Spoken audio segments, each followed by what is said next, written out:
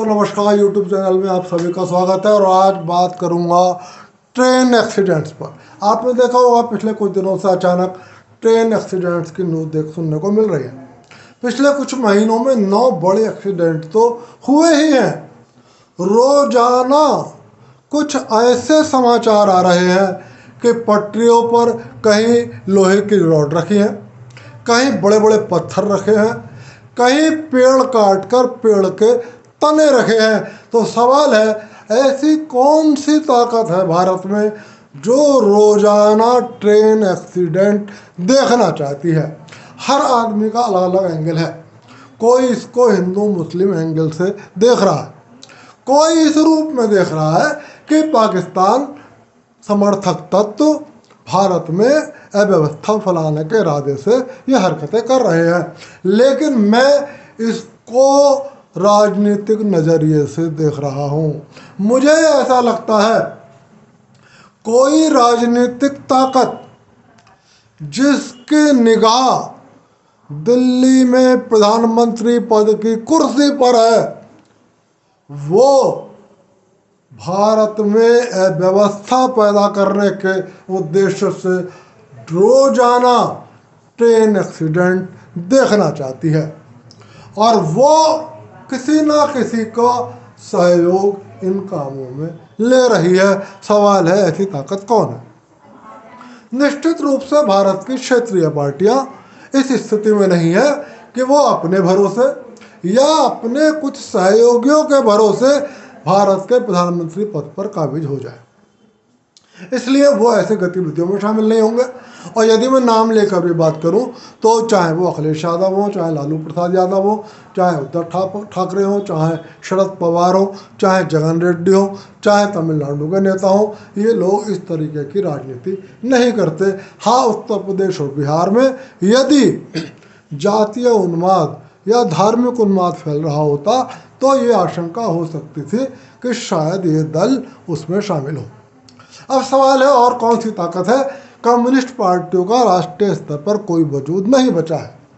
यदि मैं बहुजन समाज पार्टी की बात करूं तो मायावती इस तरीके की गतिविधियों से बहुत दूर रहती हैं। वो तो हिंसा, गुंडागर्दी, आतंकवाद का समर्थन किसी कीमत पर नहीं करती। यहाँ तक कि उन्होंने और लोगों की तरह कभी सेना की शौर्य पर सवाल नहीं उठाए, कभी सेना द्वारा किए गए ऑपरेशनों के सबूत नहीं मांगे। इसलिए बहुजन समाज पार्टी भी ऐसे किसी काम में शामिल नहीं हो सकती। लेकिन एक राजनीतिक ताकत है जिसके मुंह सत्ता का खून लगा हुआ है, जिस पार्टी का एक परिवार सत्ता के बिना नहीं रह सकता, चाहे उसे कुछ भी करना पड़े। और उसका इतिहास आज से नहीं है, आज़ादी के समय से है। मैं आपको बहुत पुराने इतिहास में लेकर नहीं जा रहा, लेकिन आपको याद होगा खालिस्तान का आंदोलन इसी पार्टी के द्वारा पैदा किया गया था। सन 84 के दंगे इसी राजनीतिक दल द्वारा आयोजित किए गए थे। और जब उत्तर प्रदेश, महाराष्ट्र, मध्य प्रदेश और गुजरात में इस पार्टी की सरकारें थीं तो मेरठ, मुरादाबाद, लखनऊ, इलाहाबाद, दरभंगा, भागलपुर, औरंगाबाद, सूरत, अहमदाबाद, भोपाल, ये वो शहर थे जहां आए दिन दंगा उत्सव आयोजित किए जाते थे, क्योंकि इन दंगे उत्सवों से इस राजनीतिक दल को फायदा होता था। तो ये पार्टी ऐसी है जो किसी भी हद तक गिर सकती है। यदि मैं आपको इस इतिहास को भी छोड़ दूं तो डॉक्टर मनमोहन सिंह के कार्यकाल में एक NAC गठित हुई, नेशनल एडवाइजरी काउंसिल। अनऑफिशियली यह संस्था संसद से ऊपर थी और प्रधानमंत्री इसकी कठपुतली थे। लेकिन महत्वपूर्ण बात यह है, इस NAC में लेटरल एंट्री के द्वारा देश के उन कुख्यात नक्सलवादियों को जगह दी गई जो भारत देश को स्वीकार नहीं करते, जो लोकतंत्र को स्वीकार नहीं करते, जो खूनी हिंसा में विश्वास करते हैं, जो बड़ी बड़ी साम्यवादी क्रांति की बात करते हैं, लेकिन पिछले 30-35 सालों से ये लोग विदेशी भारत विरोधी ताकतों के द्वारा वित्त पोषित किए जा रहे हैं। और यदि इसको भी भूल जाओ तो जब से नरेंद्र मोदी की सरकार बनी है, आपने इस राजनीतिक दल के एक नेता को पाकिस्तान में जाकर यह कहते हुए सुना होगा कि आप हमारी मदद करो, हमें मोदी सरकार को उखाड़ना है। और ये बात उसने पाकिस्तानी सेना के जनरलों, पाकिस्तान के बड़े नौकरशाहों और पाकिस्तान के बड़े नेताओं के सामने कही। इसी पार्टी का एक नेता अमेरिका जाता है, यूरोप जाता है और कहता है आप मूक दर्शक बने हुए हो, मोदी सरकार को उखाड़ फेंकना है, आप हमारी मदद करो। आपको न्यूयॉर्क टाइम्स का वो लेख भी याद रखना चाहिए जिसमें उसने कहा था कि यदि नरेंद्र मोदी कुछ समय तक भारत के प्रधानमंत्री रह गए तो वो अमेरिका को चुनौती दे सकते हैं, इसलिए अमेरिका को मोदी सरकार को उखाड़ने का काम करना चाहिए। दोस्तों, चाहे पाकिस्तान हो, चाहे अमेरिका हो, चाहे यूरोप हो, ये सीधे कोई भारत पर आक्रमण नहीं करते।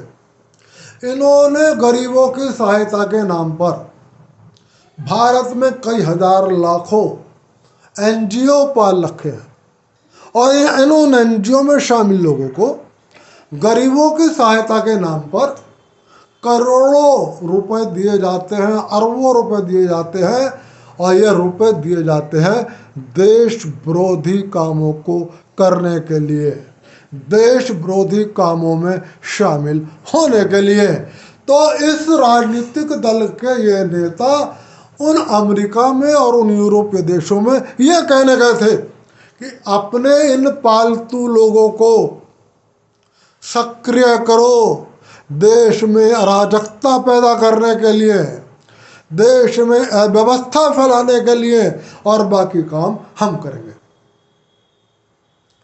तो इस राजनीतिक दल की मंशा हमेशा संदेह के दायरे में रही है। आपको याद होगा जब भारत और चीन सीमा पर बॉर्डर पर तनाव था, तब इस दल का एक नेता चीन के राजदूत से चीन के दूतावास में गोपनीय मुलाकात कर रहा था।